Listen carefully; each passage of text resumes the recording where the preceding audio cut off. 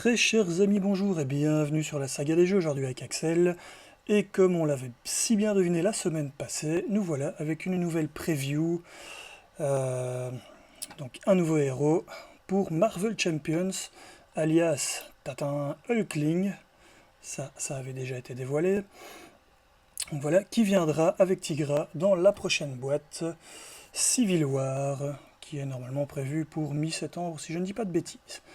Alors, on rentre dans le vif du sujet tout de suite. Voici Teddy Altman sous sa forme alter ego, avec une recovery de 4. Il écrit et scroll. Vous ne pouvez pas avoir plus de un changement de forme, shapeshift, je ne sais pas comment ils vont le traduire ça. Forme.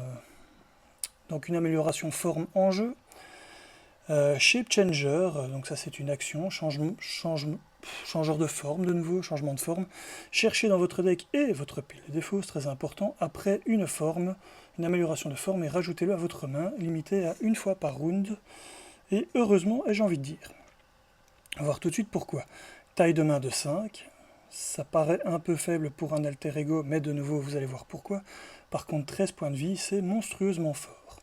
Malheureusement, à 1 point de vie, des 14 qui auraient permis l'archétype 14 points de vie au plus, qui aurait été très trop fort avec lui probablement. Alors, Hulkling, sa forme de héros. Un de contre, un d'attaque, un de défense, des stats très mauvaises, mais on va de nouveau voir pourquoi dans un instant. Les traits Avengers, enfin Avenger, Kree, Skrull. Donc Kree et Skrull, ça ne sert pas à grand chose pour l'instant, si ce n'est avec l'allié agression qui est Kree et que l'on peut jouer un peu moins cher si on a un entraînement en équipe, mais est-ce que ça vaut vraiment la peine pour ça? Je ne pense pas. Par contre, le trait Avenger, on sait bien que ça nous apporte déjà beaucoup de possibilités de cartes qui ne sont jouables que si votre héros a le trait Avenger. Je ne vais pas tous les refaire parce que ce ne sera pas intéressant ici. Mais par exemple en neutre, le Mighty Heroes qui permet de untap un Avenger pour redresser un autre Avenger, eh bien on va voir qu'avec lui ça peut être intéressant. Pourquoi ces stats sont mauvaises? Vous allez voir tout de suite pourquoi, on va voir ça tout de suite. Alors ce que ça dit aussi c'est forme choisie, donc réponse forcée, après qu'une amélioration shapeshift, je vais continuer de les appeler shapeshift, ce sera plus simple, donc changement de forme, entre en jeu sous votre contrôle, défaussez une autre amélioration shapeshift que vous contrôlez et redressez Hulkling, toutes, d'ailleurs pas une mais toutes les améliorations, normalement on n'en aura qu'une en jeu à la fois, mais des fois que par le truchement, on ne sait pas, il y en a plusieurs en jeu, vous les jetez toutes au profit de celles que vous venez de jouer. Taille de main de 5. Étonnant, on aurait pu dire, tiens, il a une taille de main en alter ego de 5. Pourquoi a-t-il une taille de 5 et pas de 4 en héros? Eh bien tout simplement, vous allez le voir, parce qu'en fait ce héros n'est pas un héros pauvre malgré son nombre de points de vie. Ça va même être un héros plutôt riche, et on va voir tout de suite pourquoi.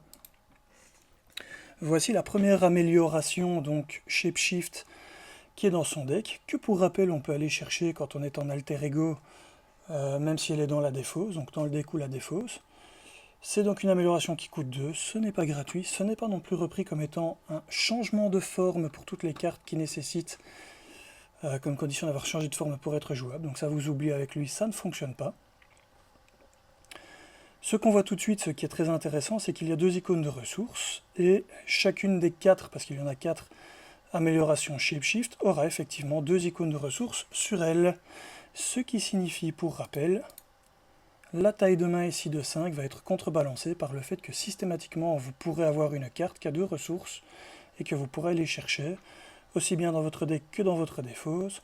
Et comme il y en a 4, même contre les decks de rencontre qui peuvent éventuellement vous les planquer quelque part, comme par exemple les drones d'Ultron, eh bien il est peu vraisemblable que vous n'en ayez pas au moins une à disposition que vous puissiez aller chercher pour bénéficier des 2 ressources. Donc c'est comme s'il avait une taille de main de 7 quelque part. Voilà qui mitige déjà un petit peu cette étonnante taille de main en alter ego.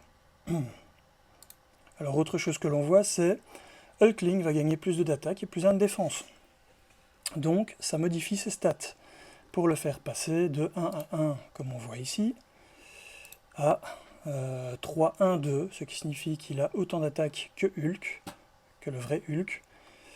un tout petit peu moins de défense, mais il a quand même un peu de contre au cas où. Si jamais on n'a pas l'occasion de changer de forme, et qu'on en a quand même besoin, bon, on en a quand même un petit peu. Alors, ça ne vient pas uniquement avec une modification des stats, ce serait un peu pauvre. Ça vient aussi avec un pouvoir réponse de héros. Donc réponse de héros, hein, ça c'est important de s'en rappeler parce qu'il y aura des occasions où on pourrait, après avoir fait un sort, se retrouver en alter ego. En alter ego, ça ne fonctionnera pas. Vous verrez ça après. Donc, après que vous ayez joué un événement, quel que soit l'événement, inclinez la forme de Hulk et infligez 2 dégâts à un ennemi. Ce qui ressemble un petit peu à Jarnbjorn, mais utilisable une seule fois. Donc, pour rappel, la hache de Thor, jouable en agression, qui demandait de payer une ressource physique. Eh bien, ici, vous ne payez pas la ressource, mais vous devez l'incliner, donc vous ne pouvez le faire qu'une fois, mais c'est gratuit. Potentiellement, vous tapez à 3, vous jouez un événement, vous faites 2 dégâts en plus. Pour les rushs aggro, on voit que, et en plus il est relativement riche, donc il est déjà meilleur que le Hulk de base pour faire de l'aggro pom pom pom.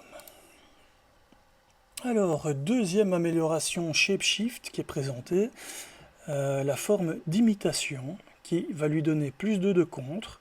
Donc là tout de suite on passe à 1 d'attaque, 3 de contre, 1 de défense. Le 1 de défense sera anecdotique puisque interruption forcée, quand un ennemi devrait vous attaquer, il manigance à la place. Un petit peu comme c'est le cas, c'est un peu la nouvelle mécanique qui a été lancée avec notre espion préféré, pour lequel j'ai un trou de mémoire maintenant, hein, qui n'a qu'un œil, vous devinez de qui je parle, Nick Fury, voilà. Donc la défense, on s'en fout puisqu'on ne se fera plus attaquer, et évidemment on a un plus 2 de contre pour contrebalancer le fait que les ennemis vont contrer au lieu d'attaquer. Donc c'est évidemment toujours à analyser sur le moment, voir si c'est intéressant de le jouer ou pas. Si on a plein de sbires qui contre fort contre nous, c'est pas le moment de l'utiliser. Si on n'a pas de sbires qui contre nous et qu'on a juste qui contre fort avec nous et que justement le vilain lui ne contre pas fort, c'est peut-être une bonne façon de se défendre finalement. Si on peut contrer plus que ce que lui n'avance sur sa manigance, au moins on ne prend pas de dégâts. Et en plus, on se met en place, puisque la réponse de héros, c'est qu'après que vous ayez joué un événement, inclinez la forme d'imitation et piochez une carte pour être encore plus riche. Donc on ne prend pas de dégâts, on a des cartes en plus. Maintenant, il faut bien gérer, parce que perdre à la menace, c'est finalement le plus dangereux dans ce jeu-ci. C'est ce qui peut arriver le plus vite, je trouve. Mais enfin, ça a le mérite quand même d'exister, d'être intéressant. Et au pire, si vous ne voulez pas la jouer, eh bien, comme vous pouvez le voir, vous avez 2 icônes mentales ici que vous pouvez aller rechercher régulièrement et dépenser. Donc, on voit qu'il arrive déjà quand même à 4 ressources doubles dans son deck, le coco. Déjà, ça, c'est violent. Tout en étant des cartes jouables en plus. Donc, c'est vraiment très, très, très fort. Alors, amélioration de Shapeshift suivante. Toujours un coup de 2, un coup de toutes 2. La forme blindée, je pense qu'ils vont traduire ça, donc forme en armure. Hulkling gagne plus 1 d'attaque, plus 2 de défense et gagne surtout riposte 1. Donc on se retrouve avec un joli 2 d'attaque, qui n'est quand même pas anecdotique malgré tout, hein, c'est quand même dans la moyenne. 3 de défense, donc là on voit que c'est la forme qui va permettre, avec un bon 3 de défense comme ça de base, de jouer tout ce qui est défense parfaite, c'est déjà un bon début. Et en plus il a riposte 1, donc on va beaucoup bloquer avec ça, et on va quand même effectuer plein de petits dégâts à gauche, à droite. Ça me paraît déjà très fort. On voit également ici qu'on a 2 ressources qui sont différentes, ce qui signifie que toutes les cartes qui demandent en général plusieurs types de ressources différentes pour être payées, et enfin les attachements souvent du vilain, vont être plus faciles à défausser à l'aide de cette amélioration-ci, et de la suivante qu'on va voir dans un instant, qui a aussi 2 ressources différentes. Donc ça c'est plutôt sa forme de défense, et effectivement, réponse de héros, après que vous ayez joué un événement, inclinez cette forme et soignez de Hulkling de 2 dégâts. Donc si vous jouez défense, avec plein de petits événements, eh bien, vous serez récompensé de les jouer, puisque vous n'allez pas prendre beaucoup de points de dégâts. Le peu de points de dégâts que vous allez prendre, vous allez vous les soigner. Et en plus, vous allez faire des petits dégâts grâce au riposte aux adversaires. C'est, je trouve, une très belle carte. Carte suivante, la forme ailée, qui coûte 2, qui va donner plus 1 de contre, plus 1 d'attaque, plus 1 de défense à Hulkling. Donc en gros, ça c'est la carte vraiment in the middle, puisque vous allez être un 2-2-2, avoir le trait aérien, et en plus après que vous ayez joué un événement, de nouveau, donc on voit que ça joue sur n'importe quel événement, pas que 207, pas qu'agression, pas contre, en fonction des formes, non, c'est n'importe quel événement à chaque fois. Eh bien, vous pouvez incliner donc la forme ailée pour retirer 2 menaces d'une manigance. Donc là, on voit qu'on a un 2-2-2 aérien pour pouvoir jouer toutes les cartes qui sont aériennes, c'est sympa. Et en plus, à chaque fois que vous jouez un événement, vous compterez 2-2. C'est... Bah, je trouve très fort, de nouveau. C'est... J'ai finalement la forme la plus bizarre là-dedans. C'est celle-ci, puisqu'elle vous transforme un petit peu en Nick Fury, dans ce sens où vous ne pouvez plus vous faire attaquer, mais que vous devez vraiment faire attention au contre, pour ne pas être vaincu par la menace. Donc c'est la forme la plus dangereuse selon moi, pour la menace, mais la moins dangereuse, puisque là vous prenez absolument 0 dégâts, mais qui par contre vous permet de piocher plus de cartes, et donc de vous mettre en place plus vite. Donc, quelque part, surtout si vous jouez en solo, c'est la plus risquée je trouve, mais qui vous permet tout simplement de vous mettre en place. Donc quand vous en avez fini avec la mise en place, que vous avez tout ce qu'il faut pour faire du dégât lourd, boum, vous passez soit sous cette forme-ci, pour vraiment faire du dégât à tire-larigot, soit cette forme-ci, vous allez faire de nouveau pas mal de dégâts et contrer la menace uniquement en jouant vos événements d'attaque, tout simplement. Que vous pourrez enfin jouer, parce que jusque là vous allez voir que vous allez surtout vouloir jouer ces cartes à lui, je pense. Donc c'est encore un de ses personnages d'ailleurs, on va le voir, mais où les cartes que vous mettez avec lui, il n'y a pas vraiment de combo en fait, il n'y a pas vraiment de... Le fait de jouer telle ou telle carte agression ou telle carte défense ne vont pas vraiment l'améliorer. C'est vraiment très ouvert, vous pouvez jouer ce que vous voulez, il s'adaptera.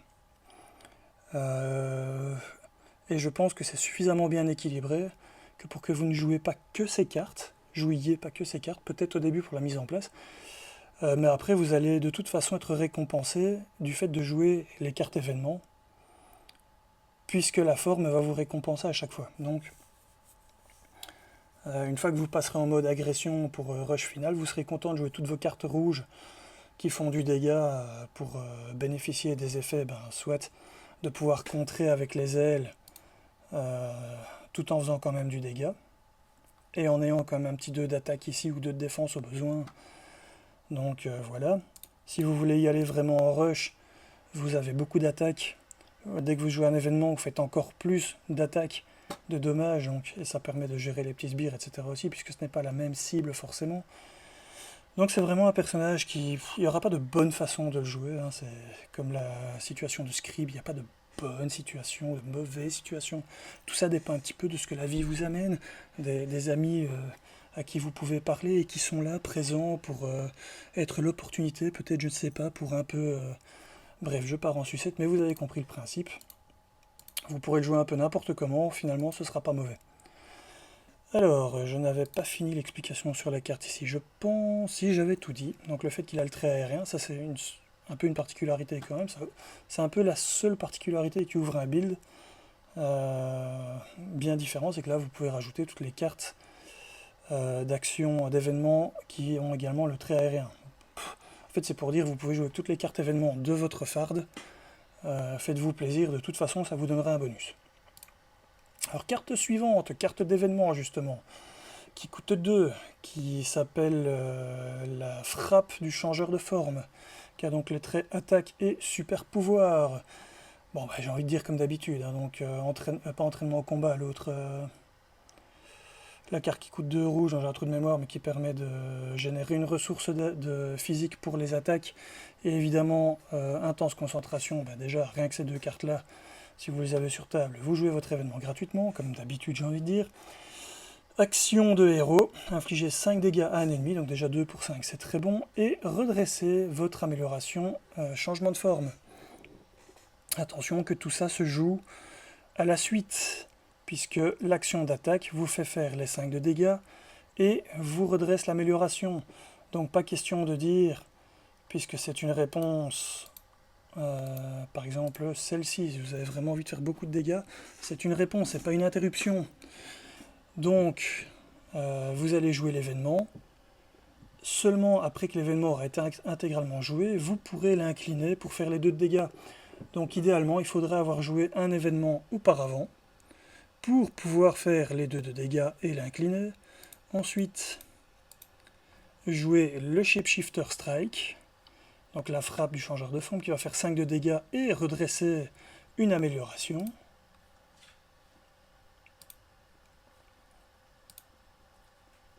Donc n'importe laquelle, mais par exemple celle-ci. Et maintenant qu'elle est redressée, vous pouvez l'utiliser encore une fois. Je suis pas sûr de ce que je raconte, j'ai un doute là. Je vais relire un petit peu. Donc infliger 5 de dégâts, ça on est d'accord, et ensuite redresser une amélioration, changement de forme. Donc on est d'accord que si on veut l'utiliser ici,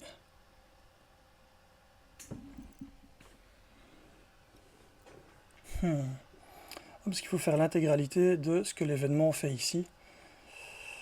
Donc effectivement, vous allez jouer cette carte-ci.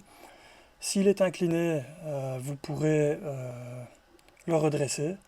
Donc il faudra jouer un 2e événement après pour avoir son effet. S'il n'est pas encore incliné, bien tout simplement, donc là vous ne pouvez pas faire le 2e effet, vous l'inclinerez pour faire les 2 de dégâts. Donc idéalement, c'est jouer 3 événements dans le même tour pour que ceci soit finalement un tant soit peu intéressant, puisque un premier pour l'incliner et faire quelque chose, donc par exemple faire les 2 de dégâts ou retirer 2 de menace, etc. Cet événement-ci pour le redresser, et encore un événement suivant pour en bénéficier une 2e fois des événements, de l'action, de l'amélioration. Moi je le vois comme ça. Maintenant dites-moi dans les commentaires, j'y ai pas encore bien réfléchi, il est vrai, mais si vous voyez quelque chose d'autre à faire, maintenant il est vrai que si vous avez plein d'événements qui ne coûtent presque rien, un événement qui coûte par exemple 0, boum, vous avez l'effet. C'est une carte en moins que vous aviez en main. Ceci qui coûte 2, donc ça vous fait normalement 4 cartes en moins dans votre main. Si vous avez commencé avec une taille de main de 6 ou 7, eh bien vous avez encore de quoi jouer une carte valant 1 ou 2 après celle-ci, et donc vous avez 2 fois le bénéfice, grâce au redressement ici, de votre amélioration. Donc jouer des événements à faible coût peut paraître intéressant. Maintenant, déjà de base, 2 pour 5, c'est déjà pas mal. Carte d'événement suivante, qui est en fait le pendant de la précédente, puisque c'est un événement qui coûte 2, qui a le trait super pouvoir, et cette fois-ci contre. Action de héros, retirer 4 menaces d'une manigance, donc on voit 2 pour 4, 2 pour 5, on est dans un très bon ratio quand même pour des cartes de héros. Si ça retire la dernière menace de la manigance, de cette manigance, vous pouvez changer de forme, vous pouvez passer en alter ego. Donc si vous n'avez pas encore utilisé votre changement de forme de ce tour, rien ne vous empêchera de repasser en héros par la suite. On va voir que ça peut avoir un intérêt. Et carte suivante, Wiccan, donc William Kaplan, un des 2 enfants de notre chère sorcière rouge, qui coûte donc 2, qui a 2 de contre, 1 d'attaque, 2 points de vie, qui a les traits Avenger et Mystique, et qui a une réponse après que Wiccan a été joué de votre main. Cherchez dans votre deck et votre défausse après un événement spécifique à votre identité et rajoutez-le à votre main. Donc ce n'est pas par hasard qu'on puisse aller chercher un événement soit dans la défausse, soit dans votre deck. Ça va comboter avec la carte, alors on voit qu'il a une icône libre aussi, ce qui est bien, et ça va comboter avec la carte suivante, Shapeshifter, qui coûte 0, qui est un événement. Donc là on rentre déjà dans ce qu'on disait, qu'on a envie de jouer des événements bon marché. Maintenant, je pense que celle-ci n'est présente qu'en une fois, on va voir pourquoi après dans le deck, mais très intéressant puisqu'elle coûte 0, elle a le trait super pouvoir, c'est une action de héros, cherchez dans votre deck et à votre pile de défauts, après une amélioration, Shapeshift, et rajoutez-le à votre main, donc c'est le même pouvoir que sur votre face Alter Ego.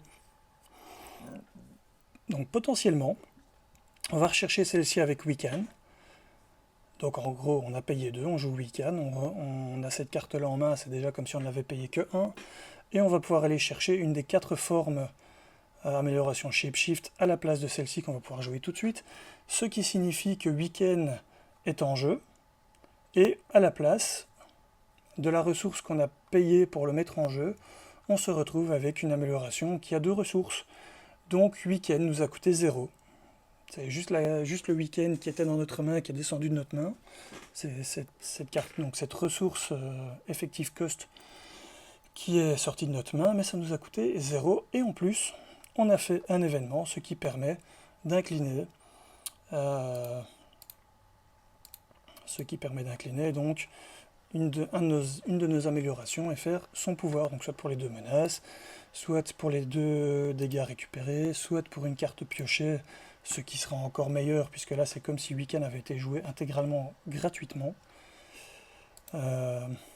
Plus le fait donc qu'on se retrouve avec une des 3 autres améliorations en main, et qu'on a notre taille de main finalement qui est complète, malgré qu'on a joué un allié qui finalement est arrivé gratuitement de nulle part sur table.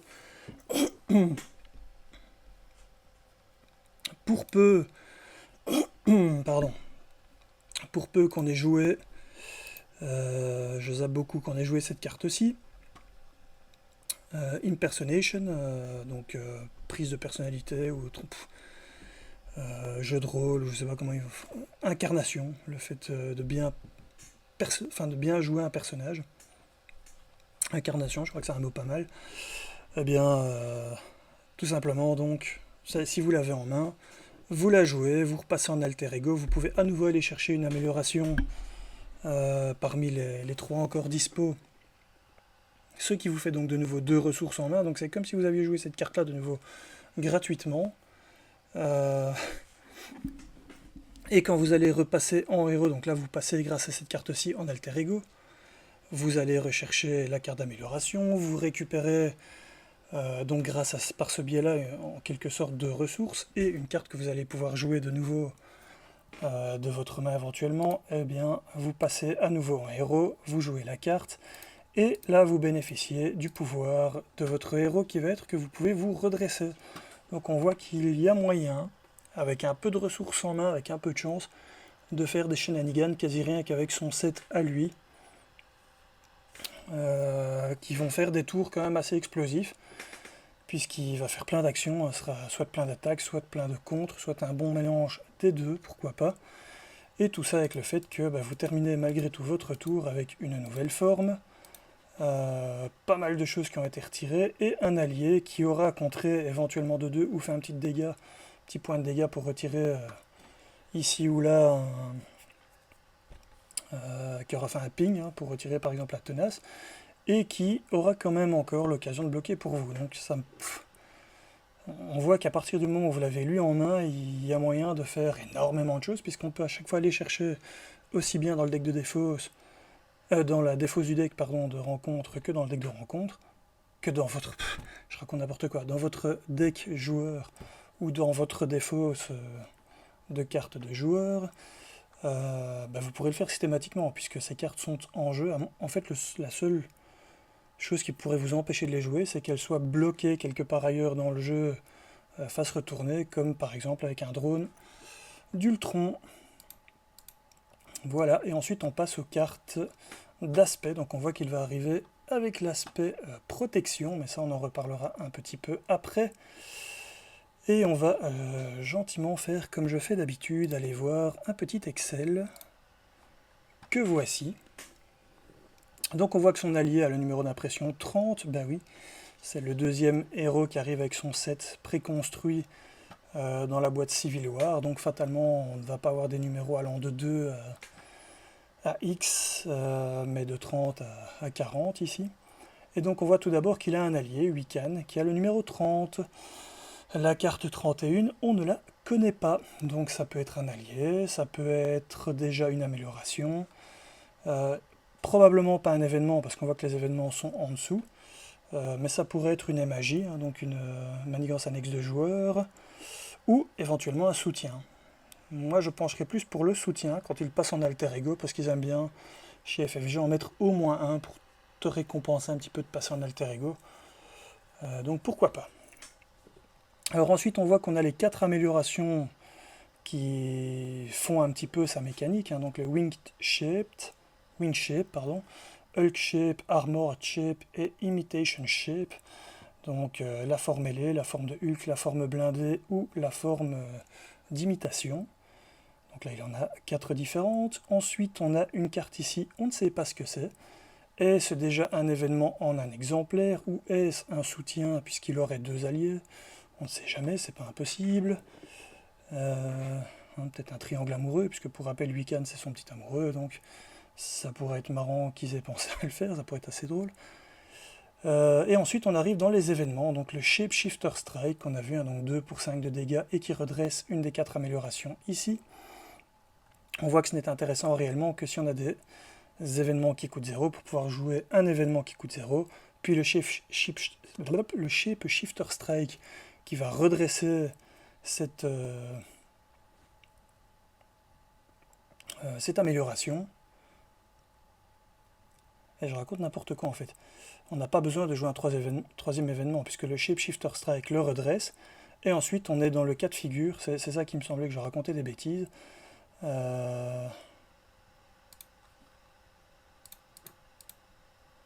Donc je me relis. Excusez-moi, là je le fais vraiment en impro, mais... donc faites 5 de dégâts à un ennemi et redressez votre amélioration. Ok. Et l'amélioration, n'importe laquelle, c'est réponse de héros. Donc après que vous ayez joué un événement, vous pouvez l'utiliser. Donc il suffit de jouer un seul événement avant. Et c'est là que ça devient encore plus intéressant avec évidemment le Shapeshifter, puisque vous allez jouer Boom Wiccan. Vous allez rechercher cet événement-ci, vous le jouez, vous allez vous retrouver avec une des 4 améliorations en main, mais comme vous avez joué un événement, l'amélioration qui est présente, vous l'utilisez. Et ensuite, libre à vous d'utiliser l'amélioration que vous venez de piocher, vous la jouez. Donc là pour l'instant, vous êtes quasi avec une taille de main de début de tour, puisque Wiccan vous a coûté 0. En fait, vous perdez le Wiccan qui est une ressource effective et vous avez le Shapeshifter qui est parti. Je raconte n'importe quoi puisque vous avez été le chercher avec Wiccan. Donc il n'y a vraiment que Wiccan qui est parti. Donc vous avez normalement encore 4 cartes pour jouer votre amélioration. Donc vous pouvez la jouer, ce qui va changer, modifier vos stats et surtout redresser votre Hulkling. Donc il suffit d'avoir 2 événements. C'est bien ce qui me semblait. À ma première lecture, il me semblait qu'il y avait un truc qui était vraiment trop lourd, trop compliqué. Donc je reviens à mon Excel. Si c'est pas l'un, c'est que c'est l'autre. Donc du coup celui-là, je l'enlève. Donc les 4 améliorations. Les Shapeshifter Strike, eh bien à mon avis, cette carte-là va être en minimum 3 fois. Mais c'est très difficile à dire. On voit qu'elle a le numéro d'impression 37. Que le jeu de rôle ou l'incarnation a le numéro 39, donc il y a une 38 là-dedans qui est un événement qui s'est perdu. Alors est-ce qu'il y en aura 2 comme ceci et 3 fois la 38 quand on ne sait pas ce que c'est, ou 3 fois la frappe, donc le Shapeshifter, c'est difficile à dire, un Shapeshifter Strike, dites ça 10 fois d'affilée, vous allez voir à la fin, vous allez dire n'importe quoi. Et donc les 2 dernières ici qui restent, enfin bon, vous avez compris ce que je voulais dire, donc soit 2 et puis 3, soit 3 et puis 2, à mon avis, sera comme ça. À moins que ce soit une carte over puissante en une fois, mais en général, ils la mettent alors en dernier. Et du coup, vous devriez avoir une Personation qui est ici, et avoir une... Enfin, soit. Donc à mon avis, ce sera bien du 3-2 ou du 2-3. Bref, ensuite vous avez donc l'incarnation en 2 fois, et puis vous avez la carte changement de forme, Shapeshifter, en une fois. Donc on voit qu'il y a énormément d'événements, et j'ai envie de dire heureusement, parce qu'en fait, bah, je pense que c'est un personnage dont la mise en place sera relativement rapide, puisqu'il aura juste besoin de choses qui le récompensent pour jouer des événements, ce qui est déjà le cas ici, et éventuellement de l'untap et de quoi du coup booster encore plus ses stats si vous avez décidé de jouer sur une de ses stats en particulier. J'ai envie de dire un petit peu à la manière d'un... comment il s'appelle encore j'ai de nouveau un trou de mémoire. Comment il s'appelle? Bah justement, le frère de la sorcière rouge, je le dirai 1000 fois. C'est pas grave, vous voyez de qui je parle, mais qui se redresse à tire-larigot, mais évidemment il ne le fera pas autant ici, donc c'est un peu moins rentable. Ou éventuellement la Wolverine féminin. J'ai vraiment un problème avec les prénoms et les noms pour l'instant, c'est atroce, mais vous voyez de qui je parle. X23, voilà. Et l'autre, je reviens pas dessus, hein, c'est embêtant ça, enfin chouette. Et voilà, donc j'en ai fini pour ici. On voit donc qu'on a beaucoup d'événements, beaucoup d'améliorations et au moins un allié, voire deux. Mais à mon avis, ce sera un soutien. Probablement un soutien qui permet d'aller rechercher le shapeshifter. Ce serait très drôle pour faire des shenanigans de malade. D'où le fait qu'on puisse repasser avec Impersonation en alter ego pour aller. Ce serait très drôle évidemment. Pour utiliser ce soutien et le pouvoir d'alter ego, d'aller rechercher une amélioration et encore un autre de ces événements propres et faire comme ça au mieux pour faire un snowball, comme on dit, ça peut être très drôle. Seule chose, c'est que je pense que ce personnage va souffrir un peu de la même façon qu'un Doctor Strange par exemple, du fait que son set peut très bien se jouer tout seul, j'ai l'impression. Et du coup, quel que soit l'aspect que vous allez lui mettre, finalement il se jouera un petit peu de la même façon. Comme on peut modifier ses stats, contrairement au Doctor Strange, on peut déjà quand même jouer là-dessus, donc jouer sur la défense parfaite ou sur le rush en améliorant à fond son attaque ou sa défense. On peut en faire un très bon contreur de base avec plein d'événements de contre et du coup on bénéficiera quand même de son changement de forme, même de deux changements de forme différents, puisque soit celle de l'imitation, c'est sa imitation qui permet d'aller piocher plus de cartes et donc plus d'événements potentiellement de contre. Donc en multi, en soi, ça peut être sympa. Mais on voit que quels que soient les événements qu'on joue, ça fonctionnera un peu pareil. Donc quelque part, il y aura ce sentiment qu'on joue son deck et que les autres cartes sont un petit peu là pour tourner autour, mais qu'il n'y aura pas de réel combo. À la première lecture, c'est comme ça que je ressens. Alors maintenant, on va repasser, on va finir un petit peu la présentation, mais uniquement des cartes. Donc qui viennent, d'aspects qui viennent avec le deck préconstruit, donc ici en protection. Donc tout d'abord le Patriote, qui n'est pas un de ceux qu'on a déjà, porte le même nom qu'un seul des personnages en fait, parce qu'on a le Patriote je crois chez les champions, mais c'est pas le même, et alors on avait encore un autre chez les gardiens, mais qui a un petit quelque chose devant son nom, dont je ne me souviens plus, mais c'est pas Gold Patriote ou Metal Patriote, enfin je sais plus, trou de mémoire. Donc, il coûte 3, c'est un allié, il a 1 de contre, 2 d'attaque, il a le trait Avenger, donc des Avengers, on n'en avait pas encore des masses en protection. Et j'ai l'impression que là, on va en avoir un petit set en plus, qui fait qu'on va tout doucement pouvoir builder vraiment masse alliée, protection, pourquoi pas. Je n'ai pas encore réfléchi à la chose, voir s'il y avait vraiment des combos intéressants à faire, mais enfin il a le mérite pour l'instant d'exister, et surtout il a le mérite d'avoir une réponse du tonnerre de Dieu. Après que vous engagiez un sbire, donnez à Patriote une carte de statut tenace. Bon, ça déjà, rien qu'avec Tigra, vous comprenez que ça va être très très fort, hein, donc ça vient dans la même boîte, ce n'est pas innocent, je pense que c'est une façon de dire, vous pouvez intervertir les deux sets préconstruits et hop, ça fonctionne aussi. À mon avis, c'est un peu l'idée. Mais bon, des Avengers, déjà, ça ouvre plein de possibilités. Pour 3, 1, 2, 3 en protection, c'est déjà des stats très classiques et très bonnes, et en plus une réponse qui va lui donner du tenace à tire-larigot. J'ai envie de dire, mettez-vous du tenace quand vous jouez avec Tigra, sur lui parce que vous prenez des sbires, et ensuite bloquez le vilain qui a des attaques de porc, et prenez les petits dégâts que les sbires vont vous faire. Et ce sera très très fort. Carte suivante, base cachée, base secrète, soutien qui coûte 2, qui a le trait location, donc lieu, qui arrive avec 3 compteurs forteresse sur lui, et qui a une réponse d'alter ego, après que vous ayez changé de forme. Quand vous passez sous forme d'alter ego, clairement.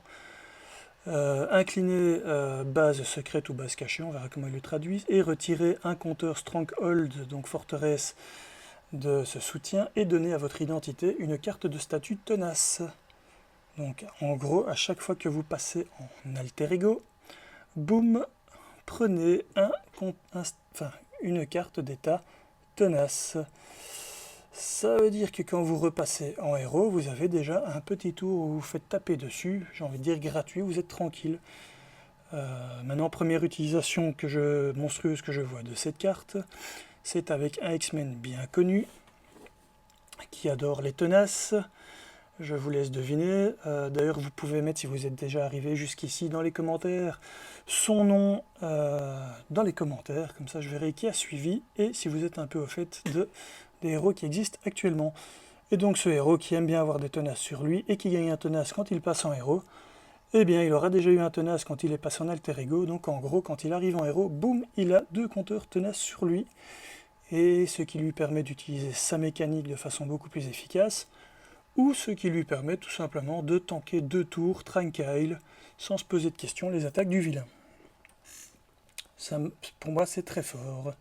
Heureusement, c'est unique. Alors pourquoi c'est unique avec un nom comme Hidden Base? Est-ce que Hidden... si ça se trouve, ça se prononce Hidden. Et en fait, parce que je ne sais plus s'il y a un D ou 2D dans le verbe cacher en anglais. Et du coup, si ça se trouve, c'est bien, bel et bien un nom propre. Je n'en sais rien.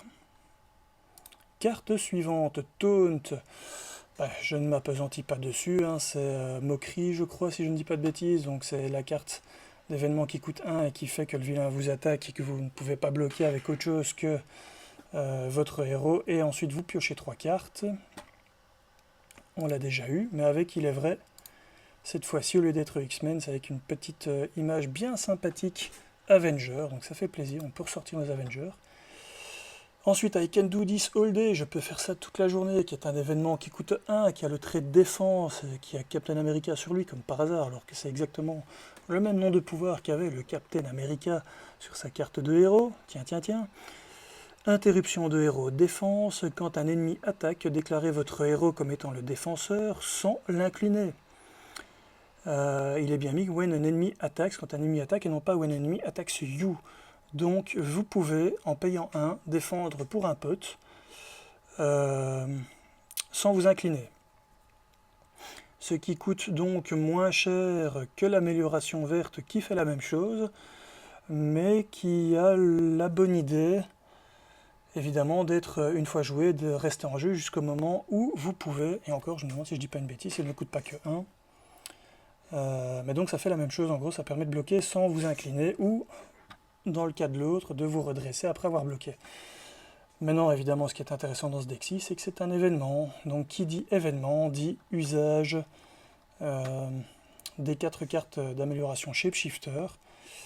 Ce qui est fort sympathique, enfin de leur effet en tout cas, tout en défendant plusieurs fois. Et on voit un petit Namor ici, qui se bat avec Captain America, et qui me laisse supposer qu'on devrait quand même bientôt avoir un héros Namor qui apparaît également. Je sais pas pourquoi, je le sens bien. Ah oui, j'avais dit, j'ai envie d'aller vérifier quand même, donc All of Heroes, Cards, parce que depuis le temps que je ne l'ai plus sorti, il est vrai. Et puis je joue beaucoup moins pour l'instant aussi, je vous avais expliqué dans la dernière vidéo pourquoi, je me suis retrouvé avec beaucoup de nouveaux d'occupations, notamment les arts martiaux, que ça me fait vraiment plaisir de m'y être remis. Et du coup, on brasse un peu moins les cartes et on se rappelle un peu moins bien ce qu'elles font. C'était pas par ici, j'ai dû la rater. Ah non, c'était Captain America, il me semble. Eh bien, où qu'elle est? Je l'ai raté. C'est pas celle-là. Pom pom pom. Ah, celle qui permet de se redresser. C'était quand même dans le corset, non? Me semble-t-il. Donc ça doit être dans les premières. Get behind me, my team, power... Ah, c'est pas celle-là? C'est celle-là. Indomitable. En plus, aussi Captain America. Donc, effectivement, je disais une bêtise. Elle ne coûte bien que 1, il me semblait bien. Après que votre héros a défendu, défaussez cette carte-ci et redressez votre héros. Donc, dans l'absolu, cette carte-ci est meilleure puisque vous la jouez pendant un de vos tours. Vous pouvez la laisser traîner jusqu'au bon moment sur la table et vous la jouez au moment adéquat. Voilà. Alors que la nouvelle carte, eh bien, effectivement, nécessite de l'avoir en main au bon moment. Maintenant, j'ai envie de dire, au début du tour, vous piochez. Donc vous l'avez en main. De toute façon, vous payez 1 pour faire une défense pour laquelle vous ne vous inclinez pas. Donc ça veut dire que si vous jouez cette carte, normalement vous avez un héros qui défend bien. Donc vous serez toujours content de pouvoir défendre sans vous incliner sur ce tour-là aussi. Donc finalement, c'est peut-être plus efficace à tester en direct live. L'amélioration a l'avantage d'être placée et de ne plus bouger jusqu'au moment où vous voulez la jouer, le moment le plus opportun. Celle-ci, eh bien, vous la jouez quand vous l'avez en main, mais en fait, ce qui pourrait vous gêner, c'est si vous avez d'autres cartes que vous voulez absolument jouer en main. Eh bien, du coup, vous ne pourrez pas jouer. Vous allez peut-être hésiter aussi si vous avez de la pioche sur table, mais uniquement utilisable à votre tour. Est-ce que je la joue ou pas pour après faire de la pioche et essayer de jouer l'autre carte que j'ai en main qui me paraît plus efficace ou d'être une meilleure mise en place? Ça va questionner un peu plus. Mais c'est, comme je disais, un événement. Donc, vous bénéficiez avec Hulkling de l'amélioration. Alors, une carte d'amélioration qui coûte 1 et qui s'appelle Excelsior, qui est unique. Petit clin d'œil évidemment au grand boss de chez Marvel, qui aimait bien dire ça tout le temps. On voit que l'arme a le trait cri et Skrull, et également le trait arme. Eh bien, avec ceci, si vous avez... voilà, c'est un des intérêts d'avoir ces deux traits sur Hulkling. Tout simplement, eh bien, vous pourriez jouer cette carte gratuitement si vous avez entraînement en équipe sur table. J'ai envie de dire, waouh!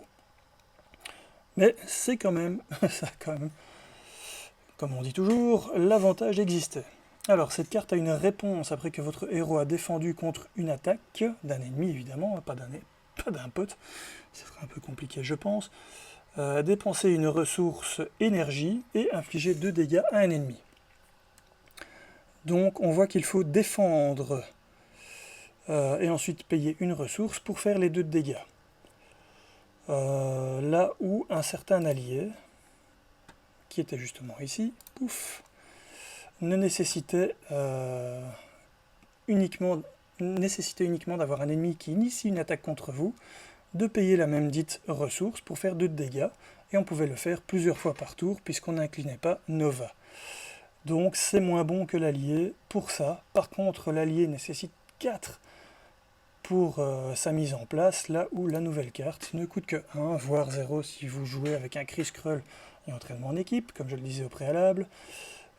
Et donc, en gros, si vous voyez que vous avez, soit vous avez de quoi créer de la ressource énergie en main, ou sur table plutôt, ou que vous faites votre calcul vite fait, vous voyez que vous n'aurez pas besoin de tout votre main pour payer ce que vous voulez, eh bien, vous pourrez au moins faire un petit 2 de dommages en plus à un ennemi, n'importe lequel, quel que soit l'ennemi qui vous a attaqué, contre lequel vous avez défendu. Donc finalement, on en revient quand même un petit peu aussi à l'initiation, enfin, à l'attaque qui s'initie, puisque dans le premier cas, l'attaque est initiée par un vilain, ou par un sbire, par un ennemi, et vous pouvez effectivement lui faire les 2 dégâts avant la résolution de son attaque, donc elle pourrait être annulée. Et ici, vous devez subir une attaque, mais ensuite vous pouvez tout à fait faire 2 dégâts, par exemple à un sbire, pour que ce sbire finalement n'ait pas l'occasion d'attaquer. Et ça ne coûte que 1, donc les cartes qui coûtent 1, c'est toujours du deck thinning quelque part aussi. Coup de 1, coup de 2, c'est relativement facile à mettre sur table, et bien c'est toujours ça que vous allez brasser en plus par la suite. Enfin, donc vous allez avoir moins de cartes dans votre deck à rebrasser et à repiocher, donc plus vite. Et puisqu'on a un personnage qui est centré sur bien évidemment sur les événements, on a envie d'avoir plein d'événements pas trop chers, qui vont revenir très régulièrement, donc cette carte se justifie tout à fait dans ce deck. Et voici donc qu'on a fait le tour, donc c'était la dernière carte à avoir été dévoilée. On voit qu'on n'en a pas tant que ça par rapport à d'habitude, mais ça fait partie des cartes dévoilées pour la boîte Civil War, et on a déjà eu Tigra au préalable, donc c'est un petit peu normal. Je vais revenir sur sa face héros, c'est plus joli. Donc voilà, pas grand chose à dire. D'habitude, je vais chercher toutes les cartes d'aspect, voir un petit peu ceux qui combattent avec lui. Ici, j'ai vite fait un petit tour, et je me suis rendu compte, comme je vous l'ai déjà dit dans la vidéo, qu'au final, eh bien, il n'y avait pas grand chose. Vous avez envie de jouer de l'événement, pas trop cher pour faire tourner le deck plus vite. Quelques cartes de deck thinning éventuellement, comme je viens de le signaler, pour ensuite faire tourner les cartes d'événements de son set plus rapidement également. Et ensuite laisser faire la machine, il s'adapte. C'est un peu le mot d'ordre de ce héros, c'est l'adaptation, il s'adapte. Beaucoup de défense, ou beaucoup d'attaque, ou beaucoup de contre, de la pioche intégrée. Et alors, pour ne pas exclure un type de carte, ils ont, pour rappel, pensé à lui mettre une forme ailée. Déjà, il y a des vilains qu'on ne peut taper, ou des sbires qu'on ne peut taper que si on est ailé, donc lui, il a déjà la solution, c'est très bien. Et en plus, eh bien, c'est une forme qui contre, qui est moyenne et qui permet d'utiliser les événements. Évidemment, qui ont le trait aérien, donc on pense à Dive Bomb tout de suite avec lui, qui pourrait être intéressant. C'est un événement, ça déclenche tout, ça fait des gros dégâts, et du coup, qui dit Dive Bomb dit évidemment également la carte qui fait que les événements d'agression, Hunt technique en anglais, mais qui en gros vont faire plus X de dégâts par instance par rapport au coût de la carte, donc vu que c'est une carte qui coûte 4, plus 4, et comme il a 4 cartes déjà qui ont 2 de ressources dans son set, alias ses améliorations, mais vraisemblablement vous en aurez une main de départ que vous allez vouloir jouer, donc en fait c'est comme s'il en avait que 3, mais c'est pas forcé, vous n'êtes pas obligé de mettre une de ces améliorations non plus, vous pouvez très bien jouer juste au fric, au pognon, un héros riche. Et en plus de ça, si vous mettez les 3 ressources doubles, eh bien on est déjà à 7. Et si vous avez encore d'autres ressources doubles, par exemple si vous ne jouez qu'en aérien et que vous mettez les 3 ressources doubles pour les événements aériens, bon évidemment du coup vous devrez jouer celle-ci, donc vous n'aurez plus que 3 améliorations à 2 ressources, 3 cartes doubles pour les ressources et encore 3 cartes qui comptent double pour les ressources aériennes. Vous êtes quand même avec 9 ressources doubles dans votre deck. Autant dire que Dive Bomb et Hunt Technique dans ces cas-là seront relativement jouables. Voilà qui clôture un peu tout ce que j'avais à dire sur ce héros, qui est un petit peu moins connu que les autres. Il est vrai, il faut avoir vraiment suivi l'arc Civil War, et encore je crois que c'est dans le Civil War 2, me semble-t-il qu'il apparaît comme espion, donc comme j'avais expliqué pour la faction libre, et qui va donc qui se fait passer pour un allié je crois que c'est Captain Marvel, il me semble, qui défend ceux qui veulent faire l'acte. Je ne sais plus, il faudrait que je relise tout ça, ça fait trop longtemps, mais enfin voilà. Graphiquement, je le trouve très beau, de nouveau, donc ce sont des graphismes, on voit que ce sont des BD un peu plus récentes. On le voit dans ce jeu souvent de luminosité, c'est très sympa à regarder.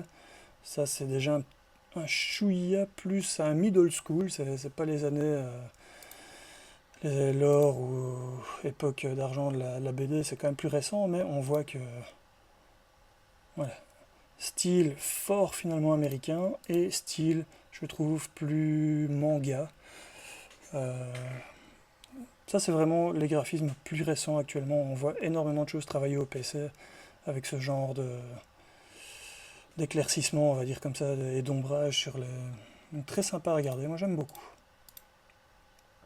Celle-ci elle est très moche, mais c'est normal, c'est parce qu'il est en train de changer de visage, donc du coup il a des traits complètement irréguliers entre espèce de Hulk que je suis en train de faire et sa forme d'alter ego, donc voilà.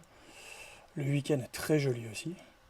Alors je trouve qu'il devrait avoir aussi Il serait temps qu'il pense à sortir en héros aussi celui-là, surtout depuis qu'on l'a vu dans la série de Disney+. Hein. Donc voilà, très jolie carte.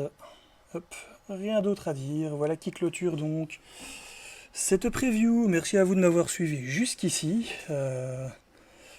Certes un petit peu moins inspiré que d'habitude, avec en plus, vous l'entendez, un beau rhume des foins bien aggravé et un peu du mal à respirer. Ça me motive pas évidemment pour parler beaucoup, mais bon voilà. Je crois que j'ai quand même bien dépensé mon saoul de parole. Et je vous dis à la prochaine. À plus les amis.